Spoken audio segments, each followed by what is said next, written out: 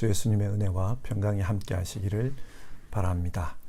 하루의 삶을 하나님의 말씀과 함께 시작하는 가운데 하나님이 주시는 영적인 깨달음들이 우리에게 있었으면 좋겠습니다. 그러면 진실한 마음으로 하나님 앞에 함께 예배하겠습니다. 먼저 사도신경으로 우리의 신앙을 고백합시다. 나는 전능하신 아버지 하나님, 천지의 창조주를 믿습니다. 나는 그의 유일하신 아들 우리 주 예수 그리스도를 믿습니다. 그는 성령으로 잉태되어 동정녀 마리아에게서 나시고 본디오 빌라도에게 고난을 받아 십자가에 못 박혀 죽으시고 장사된 지 사흘 만에 죽은 자 가운데서 다시 살아나셨으며 하늘에 오르시어 전능하신 아버지 하나님 우편에 앉아 계시다가 거기로부터 살아있는 자와 죽은 자를 심판하러 오십니다.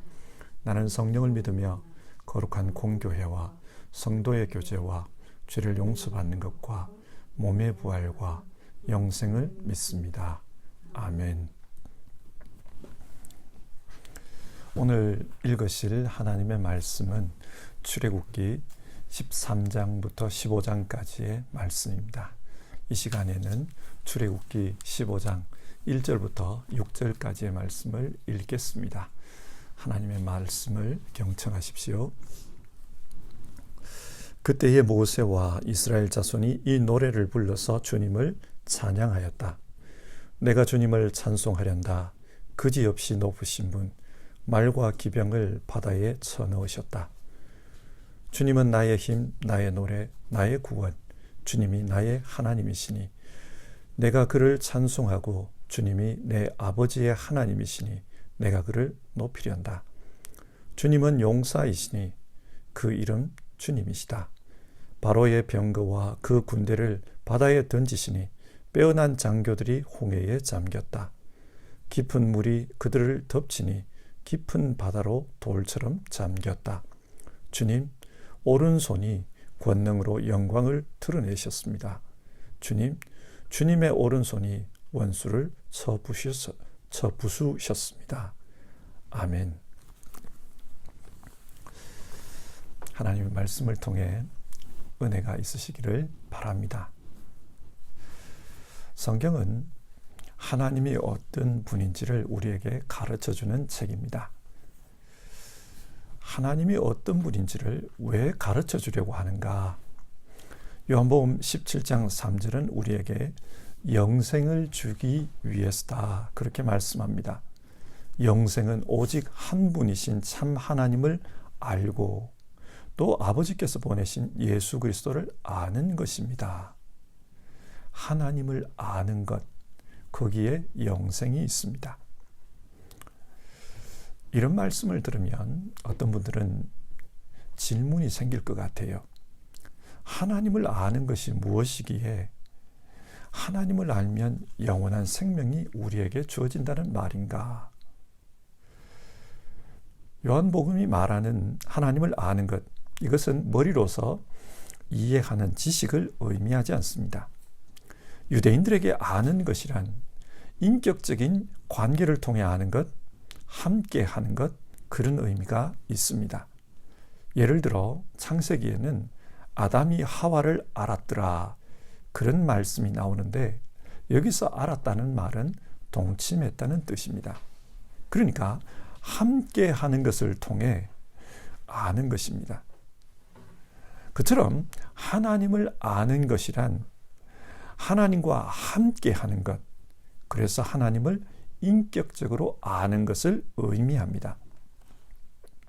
우리는 성경을 통해 하나님을 알아갑니다. 그러는 가운데 우리 가운데 영으로 찾아오시는 그 하나님과 함께 하게 되며 하나님과 함께 하는 가운데 하나님이 이끄시는 그런 삶을 살게 됩니다. 그러면서 우리는 하나님의 사람이 되어갑니다. 하나님은 이런 하나님의 사람에게 하나님 자신의 생명, 영원한 생명을 허락하십니다. 이런 의미에서 성경은 하나님을 아는 것이 영생을 얻는 길이라고 말씀하고 있는 것입니다. 그러므로 우리는 성경을 통해 하나님이 어떤 분이신지를 알아야 합니다. 그리고 머리로 아는 것에서 그치지 않고 그 하나님과 함께 살아가야 합니다. 하나님의 인도하심을 따라 함께 살아가는 것. 그것이 중요합니다. 자, 그러면 오늘 성경이 우리에게 말씀해주는 하나님은 어떤 분입니까? 우리가 그것을 알고 그 하나님과 함께 살아가기를 바랍니다. 먼저 출애굽기 13장을 봅시다. 하나님은 이스라엘 자손에게 제일 먼저 태어난 것을 구별하여 하나님께 바치라고 합니다. 13장 2절인데요.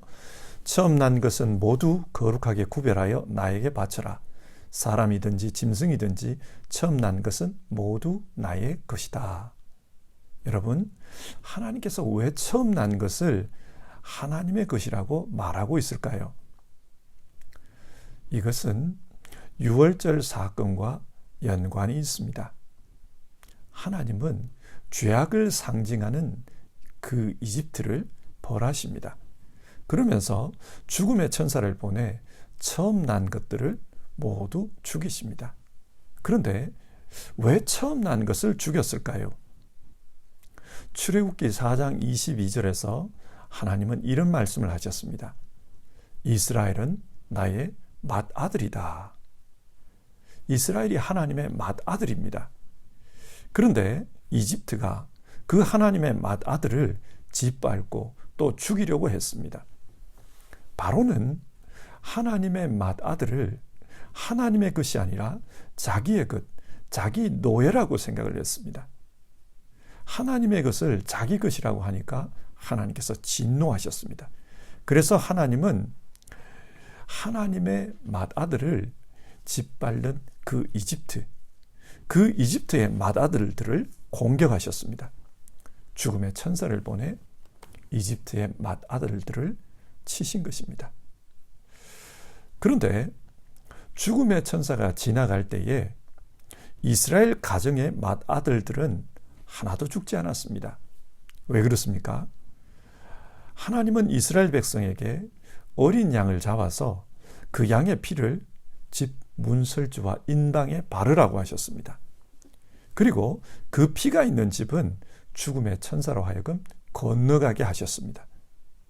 그러니까 그 어린 양이 대신 피 흘리고 죽은 것입니다. 그래서 이스라엘 백성은 죽지 않고 살 수 있었습니다. 하나님은 이 어린 양의 피값으로 이스라엘의 맏아들들을 사신 것입니다. 그래서 하나님은 처음 난 것은 모두 하나님의 것이다. 그렇게 말씀합니다.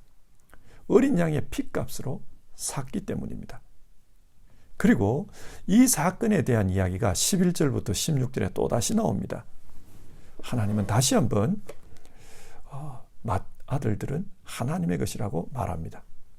자, 여기서 하나님이 어떤 분인지를 같이 생각해 보십시다. 하나님은 어떤 분입니까? 하나님은 어린 양의 피값으로 이스라엘을 사셨습니다. 그리고 신약 성경은 이 어린 양이 예수 그리스도라고 합니다. 또 이스라엘은 하나님을 믿고 하나님께로 돌아온 모든 그리스도인이라고 합니다. 하나님은 우리의 주인이십니다. 예수 그리스도의 피값으로 우리를 사셨습니다. 우리는 하나님의 사람들입니다. 하나님의 사람, 하나님의 소유. 하나님은 우리가 이런 정체성을 잊지 않고 살아가기를 원하셨습니다. 그래서 매년 절기를 통해 이것을 기억하라. 이스라엘에 그렇게 말씀하셨어요. 3절을 보시면 하나님은 출애굽한 이날을 기억하게 하기 위해 누룩 넣지 않은 빵을 먹으라고 합니다. 즉 무교절을 지키라고 한 것입니다. 왜 무교절을 지키라고 합니까? 이건 역시 유월절과 연관이 있습니다. 무교, 누룩교자죠. 누룩 없는 빵을 먹으라. 이 누룩은 이집트의 음식을 상징합니다. 그리고 이 누룩을 넣으면 음식이 발효하잖아요. 발효라는 말을 좀 다르게 표현하면 부패하기 시작합니다. 그리고 부패하면서 부풀어 오르기 시작해요. 하나님은 성경에서 이 누룩을 죄의 상징물로 사용하고 있습니다. 누룩처럼 죄는 사람을 부패하게 합니다. 동시에 사람을 부풀려서 교만하게 만듭니다. 그래서 자기 스스로를 하나님인 것처럼 그렇게 생각하게 만듭니다. 교만하게 해요. 그런데 실제 우리가 빵을 먹어보면 누룩을 넣어서 부풀린 그 빵이 훨씬 맛있습니다. 그처럼 사람들은 생각하기를 살아가면서 죄가 들어오면 좀 더 그게 재밌다고 생각해요. 죄의 요소가 없으면 별로 재미없다 이렇게 생각합니다. 조금 죄의 요소가 있으면 그게 재밌다고 생각하고 또 그게 인생을 유익하게 하는 것처럼 그렇게 느끼면서 살아갑니다. 죄는 이런 거예요. 누룩과 같이 그게 들어오면은 부패가 일어나고, 근데 부패하면은 부풀어 올라요. 교만하게 됩니다. 근데 그게 재밌어요. 그게 유익한 것처럼 느껴집니다. 죄는 이런 특성을 가지고 있습니다. 그래서 하나님은 유월절, 너희는 하나님의 소유가 되었다. 그 유월절 다음 날부터 일주일간 무교절을 지키라고 합니다. 이 무교절을 지키면서 우리가 어떤 존재인지를 기억하라는 거예요. 어떤 존재입니까? 하나님의 소유가 된 사람들은 인생의 누룩, 즉 죄를 멀리해야 합니다. 우리는 하나님의 사람들이기 때문에 죄를 멀리하고 살아야 된다. 하나님은 그것을 우리에게 가르치고 있습니다. 세상의 신들, 우상들은 인간을 유혹합니다. 죄짓게 만들고 흔들리게 만듭니다. 하지만 하나님은 그런 것을 멀리하라고 해요. 그래서 우리로 하여금 거룩하게 살아가라. 하나님은 우리에게 그것을 말씀하십니다. 그리고 하나님은 하나님의 소유된 백성, 거룩한 백성, 그들이 어디로 가야 할지 가야 할 길을 인도해 주시는 분입니다. 13장 17절 이하를 보면 하나님은 구름 기둥과 불 기둥으로 자기 백성을 인도해 주십니다. 이스라엘 백성은 하나님께서 인도해 주시는 그곳에 장막을 쳤다고 합니다. 13장 20절, 출애굽한 이스라엘 백성은 에담에 장막을 쳤다. 여기서 에담이라는 말은 이집트어인데요, 장벽이라는 뜻입니다.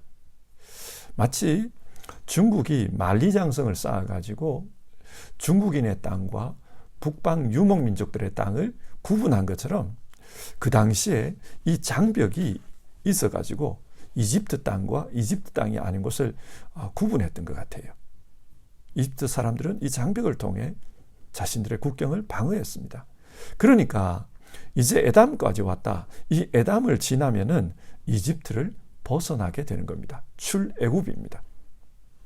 그런데 14장 2절을 보면 하나님께서 모세에게 왔던 길을 되돌아가라고 합니다. 하나님께서 어디로 인도합니까? 다시 돌아가라는 거예요. 그러면서 돌아가서 믹돌과 바다 사이에 비하히롯의 장막을 치라고 합니다. 왜 이렇게 하실까요? 하나님께서 모세에게 그 이유를 설명해 주십니다. 하나님은 홍해 바다에서 바로의 부대를 치실 것이다. 그런 계획을 가지고 있어요. 바로의 부대를 왜 치려고 하는가? 14장 4절, 나는 바로와 그 군대를 물리침으로써 나의 영광을 드러낼 것이니 이집트 사람들이 이것을 보고 내가 주님임을 알게 될 것이다. 홍해 바다에서 이집트 부대를 물리치겠다고 하십니다. 그리고 이 사건을 통해 하나님의 영광을 드러낼 것이고 또 이 사건을 통해 하나님이 세상의 주님이심을 알도록 만들겠다고 하십니다. 실제 이스라엘 백성이 비하히롯에 장막을 치니까 바로가 이집트 군대를 보내서 추격합니다. 이스라엘 백성은 꼼짝없이 당하게 생겼습니다. 앞에는 큰 바다가 있고 뒤에는 이집트 군대가 쫓아옵니다.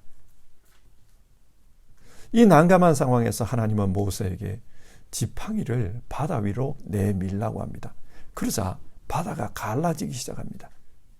그리고 이스라엘 사람들은 그 갈라진 바다 사이로 건너가서 바다 저편으로 넘어갔습니다.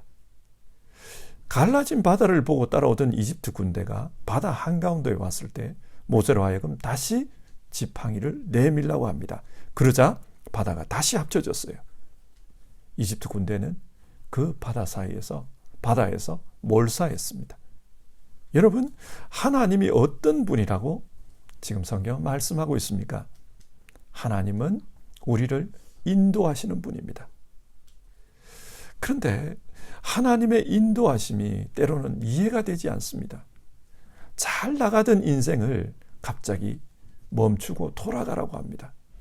그래서 하나님이 시키는 대로 했더니 어려움을 만나요. 눈앞에 건널 수 없는 그런 바다가 펼쳐져 있습니다. 인생의 바다예요. 이런 어려움을 만나면 원망이 나올 수밖에 없습니다. 하나님, 내가 하나님을 믿고 기도했고 또 하나님께서 따르라고 하는 대로 순종하면서 살았습니다. 그런데 왜 내게 이런 어려움을 주십니까? 이런 원망이 나올 수밖에 없습니다. 그러나 하나님은 그런 어려움을 통해 하나님께서 우리와 함께 하신다는 것, 우리를 통해 역사하신다는 것을 보여주기를 원하십니다. 그리고 이런 어려움들을 통과하면서 하나님이 어떤 분인가 그것을 깨닫게 하십니다. 여러분, 우리가 지금 하나님의 인도하심을 따라 사는데 그럼에도 불구하고 어려움이 있다면 그 어려움은 우리를 죽이려는 어려움이 아니라 하나님의 영광을 드러내려는 어려움이라는 것을 기억했으면 좋겠습니다. 그 어려움은 반드시 홍해바다처럼 갈라질 것입니다. 그리고 지금까지 살아오면서 떨쳐버리지 못했던 죄악들, 그리고 우리의 습관들, 이런 것들을 떨쳐버리고 새롭게 살 수 있는 기회가 될 것입니다. 하나님은 우리를 인도하시는 분이기 때문입니다. 자, 15장 말씀을 봅시다. 15장 1절부터 18절은 모세의 노래입니다. 모세는 홍해를 통해 이스라엘을 구원해 주시고 이집트 군대를 멸하신 그 하나님을 찬송합니다. 하나님께 감사 찬송을 올려드립니다. 그리고 19절에서 21절 미리암이 노래를 부릅니다. 역시 구원자 하나님을 찬송합니다. 여러분, 성경이 지금 이 본문을 통해 우리에게 무엇을 말씀하고 있습니까? 하나님은 우리의 두려움이 변하여 찬송이 되게 하시는 분이다. 그것을 말씀해 줍니다. 우리가 자주 부르는 찬송가 중에 주 안에 있는 나에게 딴 근심이 있으랴, 그런 찬송이 있지 않습니까? 그 찬송가의 가사 2절을 보면 이런 말씀이 나와요. 그 두려움이 변하여 내 기도가 되었고 전날의 한숨이 변하여 내 노래 되었네. 이 내용, 이 가사가 오늘 출애굽기 15장의 이 찬송을 대변하고 있습니다. 하나님은 때론 우리가 두려워할 수밖에 없는 그런 상황을 우리에게 주십니다. 그러나 그 가운데 그 두려움 때문에 하나님께 기도하면 하나님께서 그 기도를 통해서 우리에게 역사를 보여주십니다. 그냥 귀로 듣던 신앙이 아니라 우리의 눈으로 목격하는 그런 신앙이 되게 하십니다. 하나님이 우리와 함께 하신다는 것을 배우게 하십니다. 또 우리 삶에는 한숨이 나올 때가 있습니다. 뜻대로 되지 않는 일들을 만날 때, 좌절감을 느낄 때 한숨이 나옵니다. 그러나 여러분, 이런 상황에서도 우리를 인도하시는 하나님을 믿고 따라가면은 그 하나님께서 한숨이 변하여 찬송이 되게 하십니다. 출애굽기 15장은 우리에게 그것을 말씀해 주십니다. 그리고 우리를 하여금 찬송케 하시는 이 하나님은요, 또 우리를 치료하시는 분이심을 성경은 말해줘요. 15장 22절 이하를 보면은 마라에 도착했을 때 먹을 물이 없었습니다. 그래서 이스라엘 백성들이 고생했어요. 그런데 하나님께서 먹을 수 없는 물을 먹을 수 있는 물로 바꾸어 주십니다. 하나님은 자신을 믿고 따라오는 사람, 하나님의 인도하심에 순종해서 따라오는 그 사람에게 어떤 어려움도 문제도 질병도 고쳐주시는 분이라는 것을 여기서 가르쳐주고 있습니다. 우리 역시 얼마나 많은 어려움을 만납니까? 건강의 어려움을 만나고 가정적인 어려움, 인생의 어려움, 그리고 여러 가지 종류의 어려움들이 우리에게는 있습니다. 그러나 그 어려움 속에서도 하나님을 믿고 그 인도하심을 묵묵히 따라가면 하나님께서 우리의 문제들을 고쳐주십니다. 하나님께서 치료해 주십니다. 그래서 마침내 27절 엘림에 도달했다 그래요. 여기서 엘림이라는 것은 작은 천국을 상징합니다. 이 엘림에 가보니까 물샘이 12이 있고 종려나무가 70그루가 있었다 그래요. 여러분 상상해 보십시오. 사막과 같은 그 광야를 걷다가 종려나무 그늘을 만났습니다. 대추야자 열매가 많이 달렸어요. 그것으로 배를 채웁니다. 그리고 물이 풍부합니다. 실컷 마십니다. 그것이 천국처럼 느껴질 것입니다. 하나님은 우리를 인도하시고 인도하시는 가운데 우리의 문제를 해결하십니다. 죄 문제를 해결해 주시고 세상에 찌든 성품을 해결해 주시고 우리가 버리지 못하는 습관들을 해결해 주십니다. 그래서 거룩한 백성으로 만들어 가십니다. 치료해 주십니다. 하나님은 우리를 인도하시면서 우리를 치료해 주시는 분이다. 그래서 마침내 천국으로 이끌어 주시는 분이시다. 성경은 우리에게 그것을 말씀해 줍니다. 자, 오늘 말씀을 한번 정리해 봅시다. 우리는 성경을 통해 하나님이 어떤 분인지를 배웁니다.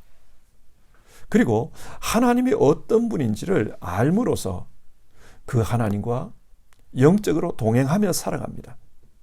영적으로 하나님과 교제하면서 살아갑니다. 그러는 가운데 하나님께서 우리를 인도해 주시고 그 인도하심을 통해 마침내 하나님 나라 사람으로 우리를 이끌어 가십니다. 영생을 주십니다. 여러분, 오늘 성경이 말씀하는 하나님은 어떤 분입니까? 하나님은 우리를 핏값으로 사신 우리의 주인이십니다. 우리는 하나님의 사람입니다. 우리는 하나님의 소유입니다. 그래서 하나님은 우리로 하여금 죄를 멀리하라고 말씀하십니다. 누룩을 떨쳐버리듯이 죄를 멀리하라. 그리고 하나님은 자기 소유된 백성을 인도해 주십니다. 때로는 그 인도하심이 이해되지 않습니다. 왜 왔던 길을 돌아가라고 하는가? 비아히로스로 가라고 하는가? 이해가 되지 않지만 하나님의 생각은 우리의 생각보다 높습니다. 그래서 그 하나님의 인도하심을 따라가면 하나님의 영광이 나타납니다. 홍해는 갈라지고 원수들은 멸망합니다. 그래서 마침내 두려움이 변하여 기도가 되고 한숨이 변하여 찬송이 되게 하십니다. 하나님은 우리의 인생을 찬송하는 인생으로 바꾸어 가십니다. 그리고 하나님은 우리를 인도하시는 가운데 우리의 문제들을 고쳐주시고 또 바르게 세워주십니다. 치료해 주십니다. 그래서 마침내 우리 모두 천국에 이르도록 그렇게 이끌어 주시는 분입니다. 성도 여러분, 오늘 성경이 말씀하는 이 하나님을 우리 모두 기억하고 삽시다. 그리고 이 하나님께서 오늘 성령으로 우리 가운데 함께 계신다는 것을 기억합시다. 성령으로 함께 계시는 하나님은 오늘도 우리에게 이런 역사들이 나타나도록 해주십니다. 하나님은 우리의 주인이십니다.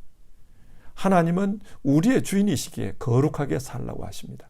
하나님은 우리의 주인이시기에 우리를 인도해 주십니다. 그래서 우리로 하여금 한숨이 변하여 찬송이 되게 하십니다. 하나님은 우리를 인도해 주십니다.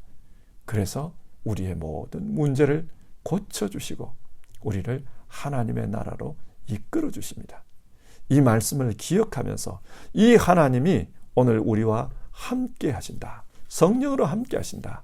이 하나님과 우리가 영적인 교제를 나누는 가운데 우리에게 영생을 주시는 그 하나님을 우리가 믿고 경험하면서 그렇게 살 수 있기를 바랍니다. 우리 같이 찬송하고요. 기도하는 시간 가지겠습니다. 찬송가 370장 주 안에 있는 나에게 우리 1절과 2절 부르겠습니다.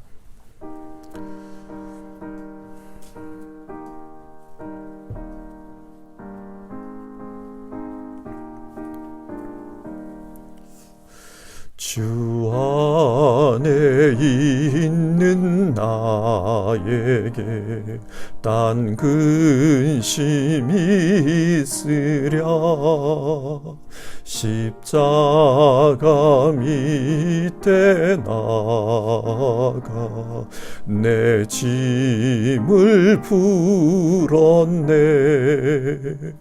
주님을 찬송하면서 할렐루야 할렐루야 내 앞길 멀고 험해도 나 주님만 따라가리 그 두려움이 변하여 내 기도 되었고 전날의 한숨 변하여 내 노래 되었네 주님을 찬송하면서 할렐루야 할렐루야 내 앞길 멀고 험해도 나 주님만 따라가리. 우리 이 시간 같이 기도합시다. 성경은 우리에게 하나님을 알라고 하십니다. 그 하나님을 알면 하나님께서 우리에게 영생을 주시기 때문입니다. 그런데 하나님을 아는 것은 머리로만 아는 것이 아닙니다. 성령으로 우리와 함께 하시는 그 하나님과 동행하는 것이고 그 하나님과 동행하는 가운데 하나님의 구원 역사를 경험하는 것입니다. 성경이 말씀하는 하나님은 예수님의 핏값을 치르고 우리를 구속하신 분입니다. 우리의 주님이십니다. 우리의 주님이시기에 우리를 거룩하게 살라고 하십니다. 우리의 주님이시기에 우리를 인도해 주십니다. 그래서 그 인도하심을 따라가면 그 마지막은 찬송이라고 합니다. 그리고 그 인도하심을 따라가면 우리로 하여금 치료받게 하시고 하나님 나라에 도달하게 해주시는 분이라고 하십니다. 여러분, 이 하나님과 내가 동행하며 살겠다. 내 하나님 따라가며 살겠다. 나 영생의 길을 가겠다. 오늘 우리 그것을 다짐하면서 같이 기도해 봅시다. 사랑 원하신 하나님 아버지,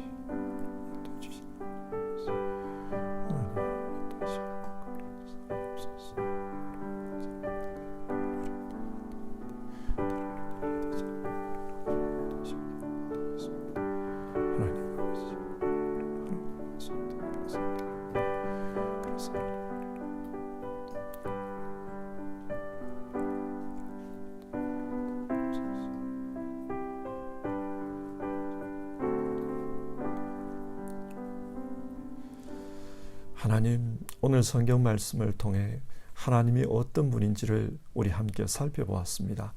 하나님은 우리의 주인이십니다. 예수 그리스도의 핏값으로 우리를 사신 분입니다. 그래서 하나님은 우리를 소중히 여기시고 우리를 거룩하게 살도록 권면하시는 분입니다. 하나님은 우리를 인도해 주십니다. 그래서 모든 홍해를 건너 우리로 하여금 찬송하는 인생이 되게 하십니다. 하나님은 우리의 문제들을 고쳐주십니다. 그래서 마침내 천국에 이르도록 해주시는 분이시다. 우리가 그렇게 말씀 나눴습니다. 하나님, 성경을 읽고 이 성경을 지식으로 간직하지 않게 하시고 오늘도 우리 가운데 함께 하시는 성령을 통해서 함께 하시는 그 하나님을 우리가 경험하게 하옵소서.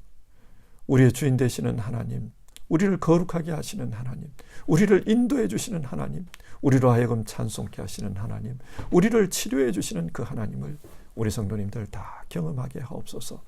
하나님, 정말 하나님 사모하며 또 하나님의 인도하심을 믿고 따르고자 하는 모든 성도님들 가운데 성경이 약속한 이 하나님의 역사를 우리 성도님들 다 경험하게 하옵소서. 질병으로 말미암아 고통하고 있는 분들, 인생의 어려움을 만난 분들, 삶에 여러 가지 풀리지 않는 문제로 기도하고 있는 분들, 오늘 하나님께서 약속하시는 이 하나님을 만나게 하여 주시옵소서. 오늘 우리의 삶 가운데 하나님의 역사가 있기를 바랍니다. 예수님의 이름으로 기도드립니다. 아멘.